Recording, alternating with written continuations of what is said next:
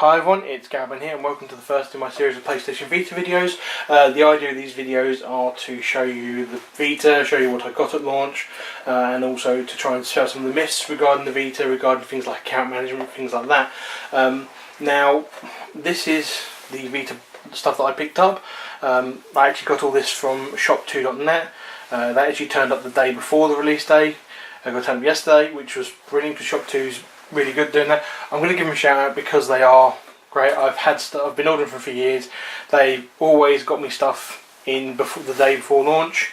And the price is, one of the lowest ones out there. So they're well worth looking at. So that's shop2.net. I will put a link in the description bar. But now I'll just go through. Along with that, with all this stuff, I also got a copy of BlazBlue Continuum Shifts Extend. It's a limited edition for the PlayStation 3. I found the BlazBlue and Guilty Gear, and so I decided to pick that up. But I won't go into that now because obviously this is all about the Vita. So I'm going to show you obviously what I got. Actually, a week before I got the Vita, my case turned up. Again from Shop2. It's because it's not a Sony case. It's actually able to be released the week before. Now this is a 4Gamer. It's the Clean and Protect pouch. Now it's like a neoprene covering under it. There's a rubber PlayStation Vita logo. There's a clip for attaching it to a bag if you were to take the risk. Now underneath the lip there is obviously a slot for 2 games. It's Velcro sealed, and then obviously in there's where you fit the game. It's actually inside. It's all like a chamois glasses cleaning material, so you can actually keep your screen clean while you're not playing the system when you put it in the case, which is nice. So that's that. Obviously the next thing is the PlayStation Vita itself. That's there. Now I got the Wi-Fi edition. The reason why I didn't get the 3G one is because I couldn't really warrant the extra £50 for it.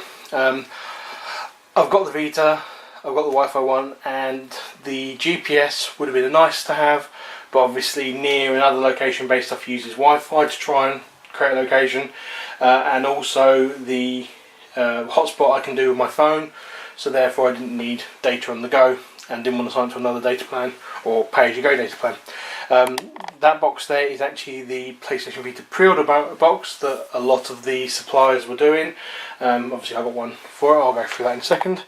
And the games I've got are Ridge Racer, Hot Shot Golf, BlazBlue Continuum Shift Extends, Uncharted Golden Abyss, and Wipeout 2048.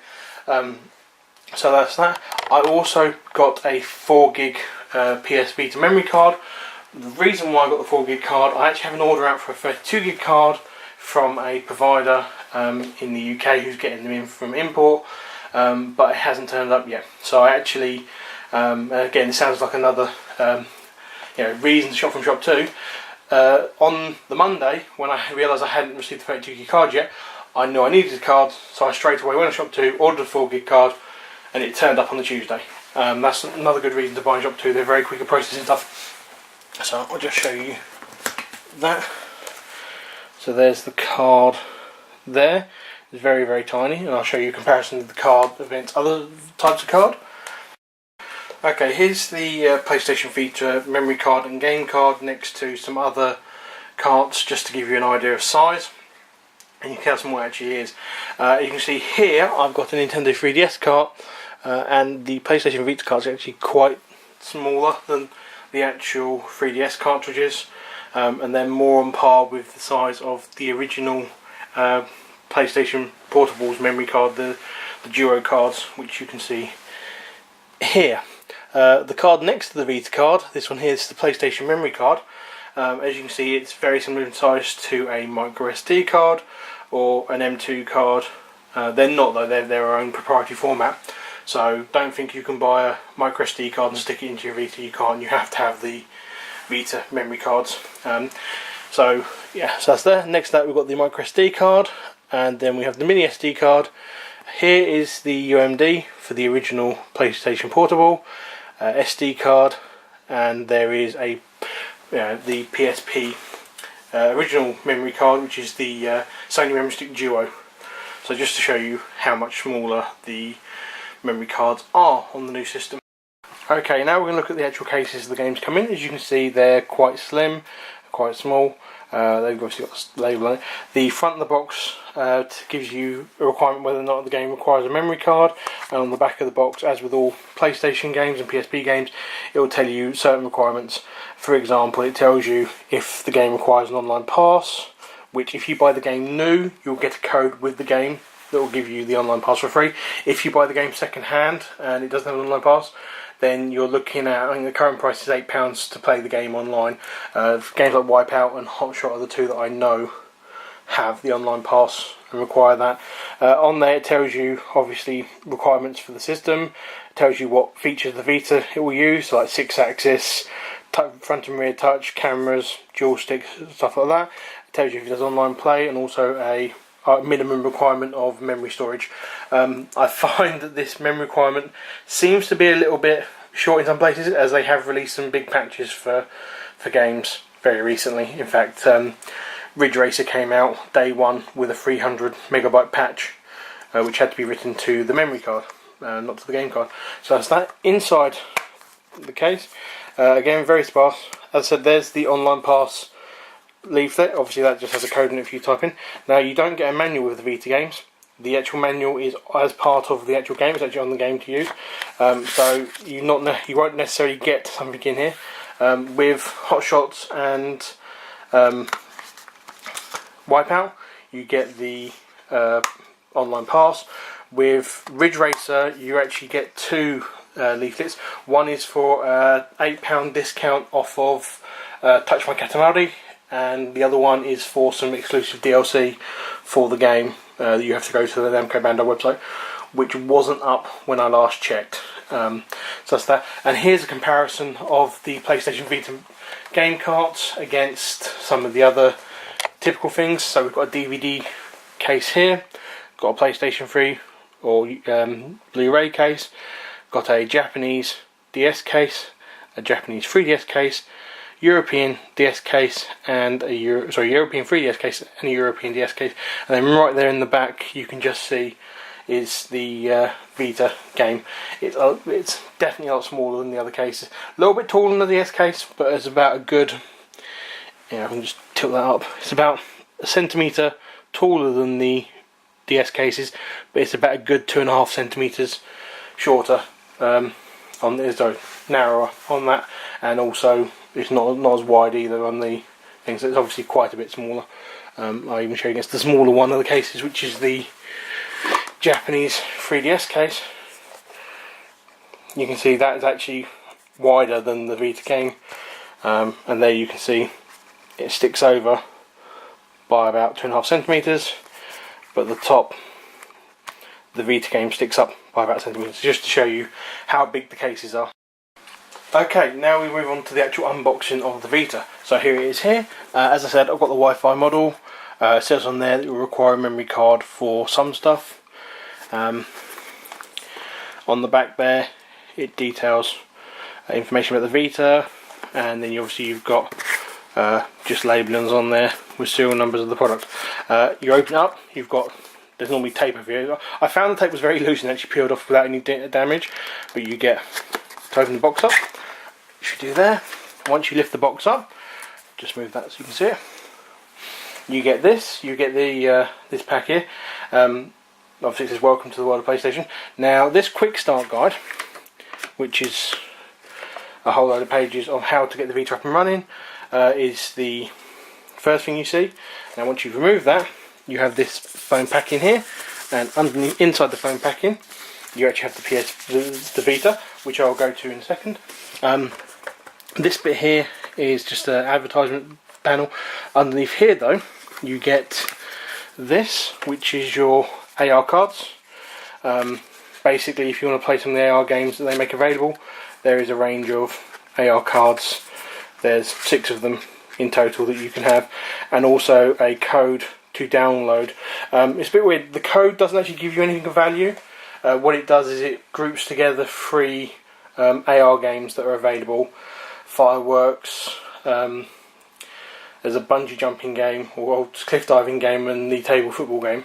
But it just means that when you enter that code, it will get all 3 games rather than doing one or two of them, which is, I suppose, okay. Don't know why they actually had to do that, bearing in mind that they're free, but I suppose that means that people will go and download those 3 games. As well, in here you have your power cable. Now the power cable is a normal figure of 8 lead, which you see there. It's got a 3 amp fuse in it, if you're really bothered about that.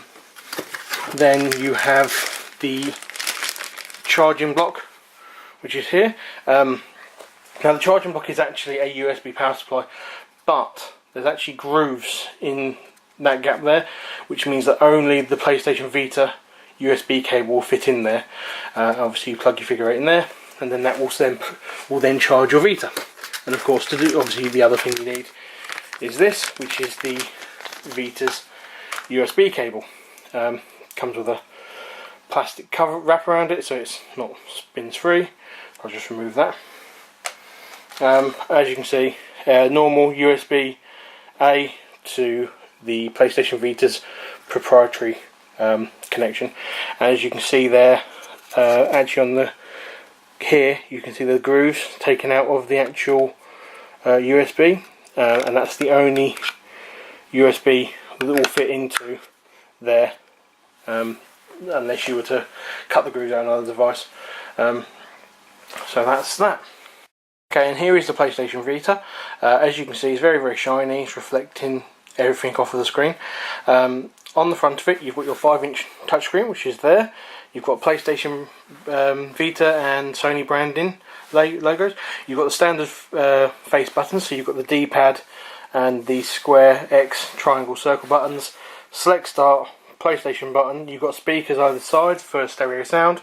You've got 2 analog sticks, which are very small. They feel better than the one on the original PSP, and you see they actually stick out quite a bit. Hold that like that, you can see there. And you've also got your front-facing camera and 2 lanyard connectors there. On the side, there's nothing there, and on the other side, nothing there either. On the back, you have your touchpad, which is a 5-inch touchpad, same position as the screen but on the rear, therefore making it easy for you to manage. You also have your rear facing camera and 2 hand grips to help you keep hold of the system when you're playing it, rather than using, knowing where the edges of the touchpad is without having to see. On the bottom of the system you have your headphone jack and your USB connector there. That's for the proprietary USB cable, and there is also the microphone just under there. That's the microphone, and also at the very bottom here you have a pull-out connector. That is your PlayStation Vita memory card slots in there. On the top of the console you've got your L and R buttons, very similar to the original PSP and all the Sony consoles. You have the volume control here. Under this panel patch here you have a connector which so far has not been advised what it will be used for, and the other one you have is the PlayStation Vita slot, which again you need to have nails for, and I don't. And then there, and then the game slides in, label up, and pushes in there, locks in place. There's actually a little read light there as well, which you don't see when the slot's covered up. And then the last thing you have is your power switch. I'll just show you a comparison of the Vita when compared to the original PlayStation Portable. That's the 1000 edition. That's my original PlayStation PSP that I've got. As you can see, they're about the same size. It's a little bit bigger than the PSP. The screen's obviously bigger as well. It's actually lighter than the PSP 1000. And just to give you another example, here's it lined up with the 3DS as well. So you can see that the Vita is actually the biggest of the current generation of the consoles now. Probably on size with something like a Nintendo DS IXL LL if you're in Japan. So that's that. So that's the end of that video. The next video I'll go through actually setting up the Vita when you first get it and go through some bits and pieces on there.